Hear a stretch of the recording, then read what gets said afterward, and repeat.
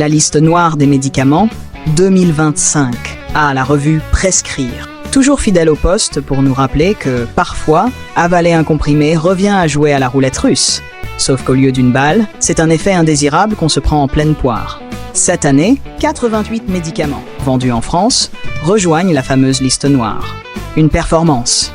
On pourrait presque leur décerner une médaille, en forme de gélule mortelle. 88 médicaments, c'est un chiffre impressionnant. Plus que le nombre de députés présents à l'Assemblée les jours de grève, mais bien moins que le prix d'un pot de miel bio dans le Marais, l'alternative miracle préconisée par Prescrire. Oui, le miel, cette solution low-tech qui vous soigne tout en ruinant vos finances, mais qui, au moins, ne vous colle pas un AVC. Parmi les stars de cette liste, on retrouve la domperidone. Ah, la domperidone. Ce petit cachet magique qui transforme une nausée banale en Koh-Lanta cardio avec trouble du rythme en bonus. Pas fan des sensations fortes? Dommage, c'est presque un sport extrême à ce stade. Et que dire du Smecta, ce bon vieux remède contre la diarrhée qui en réalité vous offre un supplément au plomb. Oui, plombe.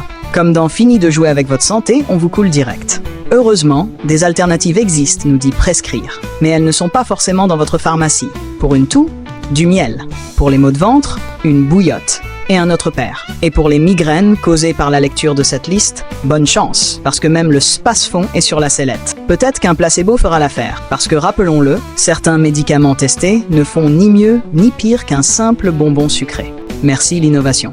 C'est presque comique. Pendant qu'on débat sur l'efficacité de ces pilules, les labos continuent de tourner à plein régime, nous pondant des noms de molécules qui ressemblent à des scores au Scrabble.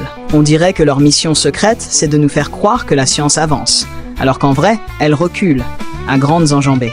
Finalement, cette liste noire des médicaments, c'est comme un mauvais épisode de Blacklist. Chaque année, une nouvelle surprise, mais toujours le même goût amer. Alors un conseil, avant de courir chez votre pharmacien, vérifiez si ce que vous prenez ne figure pas dans ce catalogue des pires flops pharmaceutiques.